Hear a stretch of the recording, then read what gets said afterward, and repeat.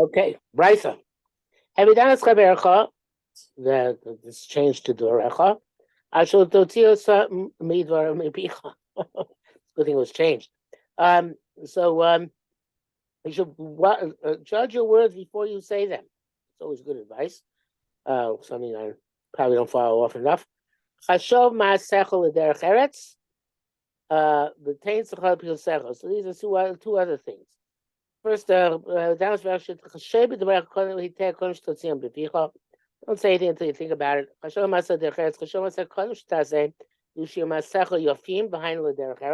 be properly done. You should not run except for the purpose of mitzvah.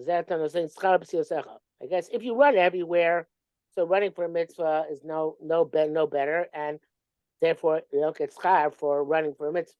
But if you usually walk deliberately and for mitzvahs you run, so then you get schar psios for having run for the mitzvah. Okay. But what? I had a Rebbe once who said, being a Jew means thinking about everything you do, quote unquote. This is very good advice.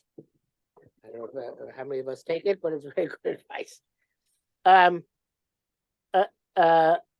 But justify whatever judgment that Kosh Baruch meets out against you.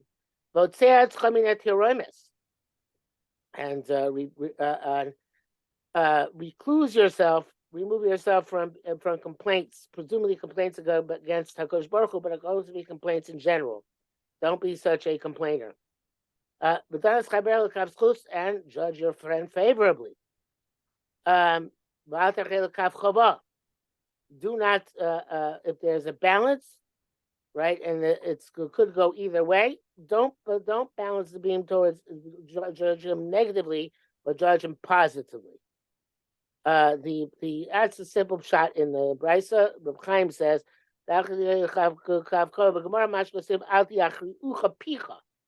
your mouth should not incline you to the negative.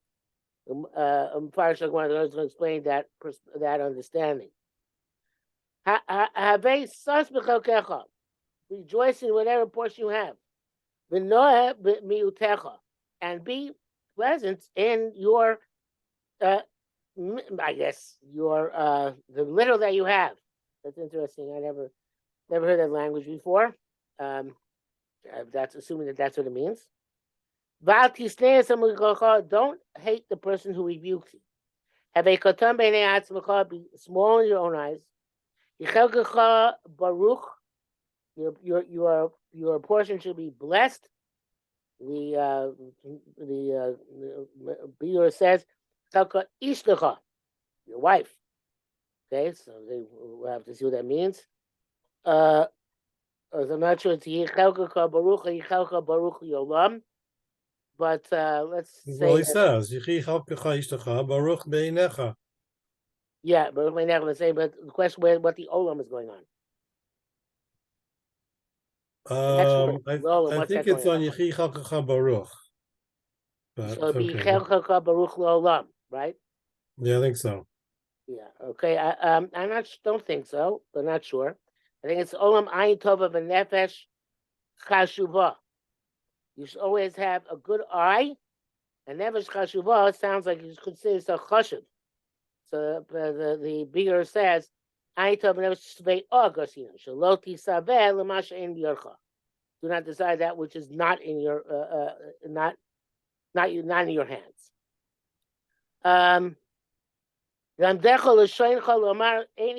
Your tongue should teach you to say, I don't know. No, it's don't say things which you don't know as if you do know them. Shematis badeh, maybe you'll be proven incorrect, and you will be caught up in that. In Tisra Pesach Mishnah, Saba Isra Post Ba'acheres. If you light in, you were easygoing, too easygoing on your Mishnah, you're going to be too easygoing in other things and something else. So the Biaor here changes the gears again. So Mishnah b'mitzvah garsina b'derech eretz zuta. So it's a It's not. It's if you're weak in your mitzvah, and you're going to be weak in another mitzvah. It's like avera goreres avera. Okay. In a similar one, or in a similar fashion. Im chilakta es parecha. Okay, what does it mean? Says the literally means if you divide up your corpses. But the Beer says if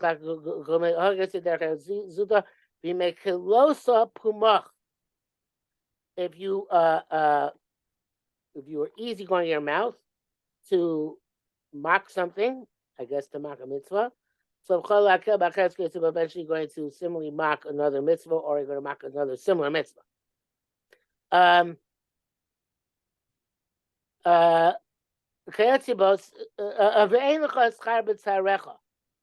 you have no reward in your anguish. Even if you later on do tshuva and you regret having made a mockery of something, a fascinating idea. In other words, you might be able to do tshuva. But in this case, he says you're not able to turn the avera into a merit because you did it to yourself. I'm not sure exactly I understand that. For any mitzvah can be turned into a merit, but any avera can be turned into a merit if you do tshuva mi'ava. But here it says that you won't get any schar even if you mitzvah afterwards. Maybe the Gemara is going to explain it. If you took that which is not yours, they're going to think you eating that which is yours. You should be careful in kachim, in eating them and in giving them. I think kind of out of left field. Aluf v'ahuf l'chol adam. You should be aluf v'ahuf. The Chaim changes aluf v'ahuf l'chol adam. You should be willing to tolerate being put down, and then you should attempt to be beloved. I guess those two things are linked to people, and with the members of the household even more than other people in the world. Okay, being the Shazir says in the Shei Beis Adam, but he changed it to B'nei Beis, which obviously implies not just the wives but the kids, etc. It chilas nedarim, but Pesach Ivelis. The beginning to take nedarim is an opening for wickedness. I don't know, wickedness is a strong translation. Ivelis, perhaps foolishness is a better translation. Let's see the Rabbi Chaim. You're foolish because you're going to violate your oath. Then you're called a fool. Like it says, kasher tidor neder lo tachel shamo. You should, when you make a neder, you should not tarry in fulfilling it. Ki ein chavetz b'ksilim. Hashem doesn't like fools. We should know they're ein mishalim. A fool is somebody who takes neder, does not pay, and that's the nachas Yaakov. Tchilas tumeos. Pesach Lavados Kochavim. So I would have said that it's a toy about when you talk in a manner which is tummy, like nivo peh. But he says in the Chaim Kanievsky the Rabbanan gazu tum lavodas zarkech, leave them in eight. Rabbanan decreed that you should become if you come in contact with avodah zara, because they want you to separate yourself from them. If you don't care about becoming tamei, then that's an opening for avodah zara. Talus rosh b'noshim pesach l'niyu.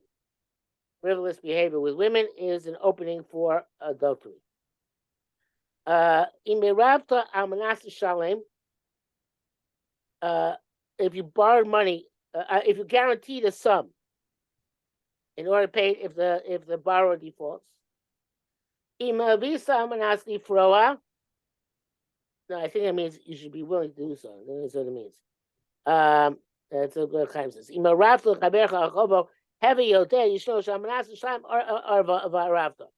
This is not just something which you did as an empty gesture. You're going to have to pay. You should be aware of that. Similarly, in Levisa Manas Lifroa, if you borrow money with the stipulation you're going to give it back, so then you have to give it back. Emil Vesa, Amanas Shaloli Froa, this is the Gemara is Rabbi Chaim is Amanas Shaloli Boa. You loan money, stipulating you're never going to demand it. What? To collect it, yeah. I'm not going to demand it. Not going to demand it, sorry. Well, I guess when it's email Vesa, it should be Amanashlo.